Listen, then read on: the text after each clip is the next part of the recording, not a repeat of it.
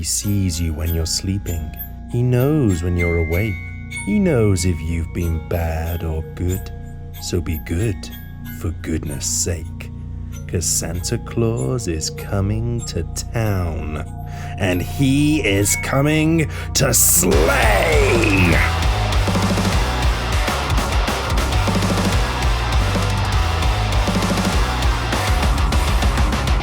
So, rogue. It's an interesting one. In D&D, most rogues seem to fall into one of two main archetypes. On the one hand, you've got your Errol Flynn swashbuckling anti-hero types swinging around, dancing about with all that fancy footwork and rapier and reeling off one-liners. And on the other hand, you've got your sneaky, lock-picking, fast-finger, bonus-action hide type thieves. So why, you might be asking, have I chosen to build Santa Claus today? I mean, he's definitely no swashbuckler and he's certainly no thief. Quite the opposite, in fact. Well, for one, have you looked at a calendar lately? That's why we're making Santa Claus. But two, I mean, let's look at what canonically Santa Claus does in the vast majority of fictional representations. You know, the kind of default version of Santa that we collectively seem to have settled on as canon Santa within Western culture. One, he spies on children all the time. Every single child in the world, he knows when they're sleeping, he knows when they're awake, he knows if they're being naughty or nice. You know, he's a pervert. Not only that, but he's a judgmental pervert. You know, he keeps a meticulous list about who he and he alone arbitrarily decides is being naughty or nice based on a set of criteria which, I don't know about you, but I've never seen. So yeah, spying. It's pretty roguish. But then on top of that, we have this little nugget that once a year, Santa Claus comes not just to your house to deliver presents, but potentially to every single house in the world. And he breaks in, he trespasses on your property, all without being seen. And before you say anything, yes, I am aware that Santa is not a thief, but stealing is not a requirement for a D&D rogue. Breaking in, being stealthy, spying, sure, but no one said that a rogue needs to be unlawful. So Santa is a rogue, and we're going to build Santa first using the 2014 edition rules of D&D, and then using the newly launched 2024 edition of D&D to see which version of Santa feels the best in terms of their game utility, their ease of use, their effectiveness, both in and out of combat. As always in these videos, we are not building to min-max. This is not a how-to guide for creating the most effective rogue. No, we are aiming here for accuracy of source material. So, as always, we're making Santa at level 9, and straight out of the gate, we're going to choose 4 proficiencies. We're going to go with Stealth and Sleight of Hand for Santa's ability to sneak around undetected at night, and we're using Perception and Insight for his ability to know if you've been bad or good. 2 of these things, Stealth and Insight, he's going to get an Expertise in. I've got to say, I love how many proficiencies rogues get. It's one of the best things about their class for me. As with all rogues, Santa gets a full suite of sneaky abilities straight away. He starts with Sneak Attack that lets him do additional scalable damage if he has advantage on a roll. He gets Thieves' Cant, which is kind of like Cockney rhyming slang in D&D. It's a special language for thieves. Then there's Cunning Action that lets him disengage, hide or dash as a bonus action, and he gets Steady Aim, which lets him give himself advantage as a bonus action. Really nice set of tools there. At higher levels, like all rogues, he's going to get Uncanny Dodge, which lets him use his reaction to halve the damage that he gets from an attack that he sees, and he gets an Evasion, which lets him take 0 damage from dex saves if he makes it. He also gets another Expertise in the 2 proficiencies that he got at the beginning. At level 4, he's going to get the feat Fey Touched because there's definitely something Fey about Santa here. I mean, in most sources, he kind of gets his magic from the fairies? Question mark. This feat boosts his wisdom by 1, and it gives him free casts of Misty Step, which is helpful for getting in and out of chimneys, and Detect Evil and Good, which might seem like a strange choice, but then again, how else is he supposed to know if you've been bad or good? At level 8, he gets the feat Observant because, of course he's observant if he's able to keep an eye on so many children all year round. And this gives him a +5 to his passive perception and investigation scores and a +1 in intelligence. And now we get to choose his subclass, the fun part. And it shouldn't surprise anyone to hear that we are going to go with my personal favourite rogue subclass, Arcane Trickster, because regardless of source material, Santa is almost always shown as being a little bit magical, not in a world-destroying, fire and brimstone, you shall not pass kind of way, but yeah, he has a little something about him, a little twinkle in his nose that allows him to visit so many houses in one night. And basically, I'm going to choose some spells here which just help our Santa to be a little bit more effective in his role of being Santa. Suffice to say, there is very little damage dealing here. This Santa is all about helping others and sneaking about. He's not really about hurting people. Shouldn't surprise you there to hear. And so we're going to choose Create Bonfire.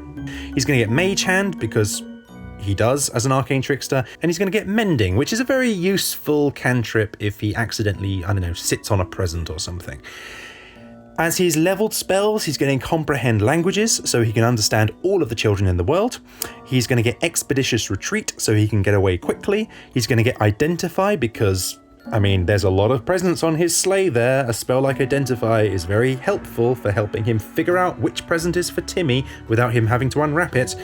He gets Sleep to ensure that everyone in the house is sleeping when he arrives. He gets Detect Thoughts, again, so he can tell if you're being naughty or nice. And he gets Locate Object, again, very helpful to have when he's on his 11 millionth house of the night. He's drunk like a gallon's worth of sherry over the course of the evening, and he can't seem to find that iPad that he set aside for little Johnny earlier on in the evening. Background now, and Santa is a hermit. He basically lives alone at the North Pole with just his wife for company, and this gives him proficiencies in medicine and religion, which makes sense. Santa, of course, was originally St. Nicholas, a Christian priest, so it makes sense that he knows his Bible. As for race, we are going to go with half-elf, and I know that this is a slightly out there choice to make. Yes, it's true, Santa did used to be human, Turkish in fact. Canonically, Santa should be dark-skinned, but well, that was a long time ago. Something has happened to Santa since then to turn him into the creature that he is today. He is, after all, functionally immortal now. He's been an old man forever. He will remain an old man forever. He is in touch with the fairies. He flies. He closely works with elves. He employs loads of elves, in fact. And I know that in D&D terms, these are probably more gnome-like than elf-like, but that's what they're called. They are elves. And then here we have a line from the very famous poem A Visit from St. Nicholas by Clement Clark Moore. He had a broad face and a little round belly that shook when he laughed like a bowl full of jelly. He was chubby and plump, a right jolly old elf, and I laughed when I saw him in spite of myself. So he's a half-elf, and with that he gets 2 additional proficiencies in animal handling, because he loves animals, especially reindeer, and he gets persuasion, because he's a very charming fellow. He also gets the ability to see in the dark and not be put to sleep, both helpful when you're doing your best work at nighttime. His charisma goes up by 2, his constitution and his wisdom both go up by 1. And after all of these factors are taken into account, we end up with the following stat spread. We're using point buy here, and as you can see, this version of Santa, he's not particularly strong or dexterous. He is an old man after all, what do you expect? He does, however, have very strong constitution, which is needed considering how many mince pies and glasses of alcohol he consumes over the course of a night. He's very intelligent, which is appropriate given how he runs this massive toy factory run by elves, creating toys for literally everyone in the world. I mean, dear God, think of the logistics involved in that. He's very wise because he needs to be to decide if you're naughty or nice, and he's very charismatic because Santa.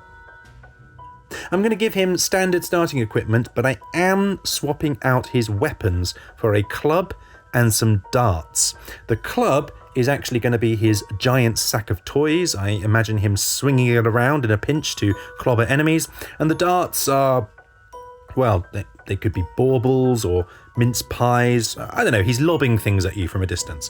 And These choices are important because as we come over into the 2024 version of Santa, here we can see that in addition to all of the choices that I already had, Santa also gets 2 of these new weapon masteries.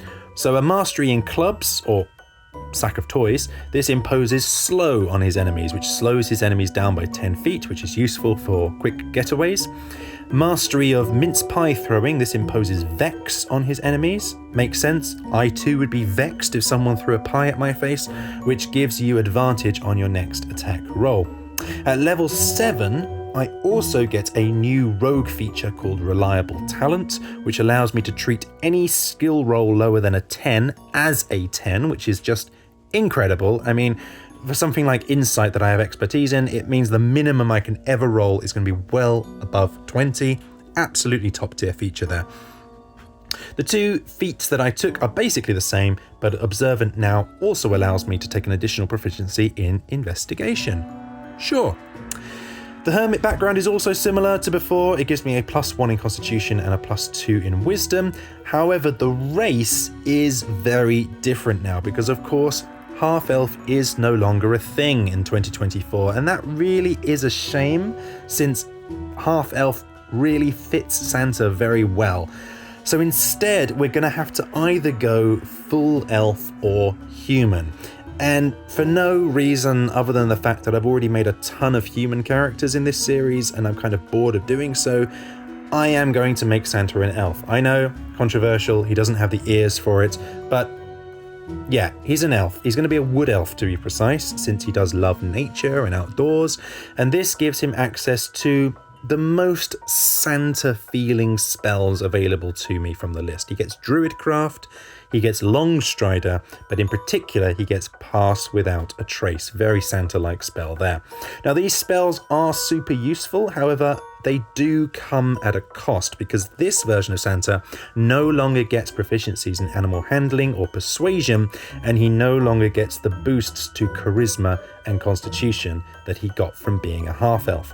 And so when we go back through the process of point buying his stats, we end up with a very different looking end result. A far weaker stat spread in my opinion. Yes, his constitution and his wisdom are better, but look at his charisma score. I mean, that is the score of an average dude. Like, where is the twinkle in his eye? Where's the friendly ho ho ho, the invitation to sit on his knee and the question of, have you been a good boy this year? I'm sorry, I don't like this Santa. And it goes without saying that both versions of Santa here would perform very similarly in terms of gameplay. In short, they are extremely useful outside of battle, but they only have 1 damage dealing spell. They have very weak melee damage output. Thanks to his low dex score, he's not going to be much use in disarming traps either, but his spells are very diverse and they are useful enough that I think he would actually be a lot of fun to play if you're playing in a low combat, high roleplay campaign where he has a lot of space to show off his utility.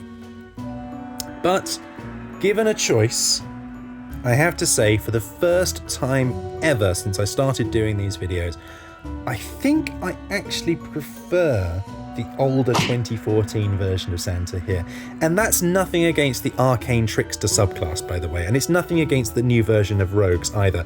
In a vacuum, if I were building a character optimally, that was min-maxed, that was boosting his dex above all other things and blah blah blah, probably he would end up here, slightly better in the new version thanks to the new rogue features in this edition. But remember, in this series we are aiming for accuracy above all else, faithfulness to the source material, and for that the 2014 version gets the prize. So that's all for this week. I hope you enjoyed yourself. Please, if you have watched this to the end, do consider dropping a like and subscribe if you haven't already. You can take it on good authority that over 93% of my subscribers are on Santa's good list this year. And after that, we will be back after Christmas, where we will be looking at Wizard. Oh boy! Well, until then, I hope you all have a wonderful Christmas. Sincerely, have a fantastic New Year, It's been wonderful having you along for the ride this year, watching my videos and commenting below on all of the things that I made mistakes on. It's genuinely a pleasure. In the meantime, I will see you all in 2025.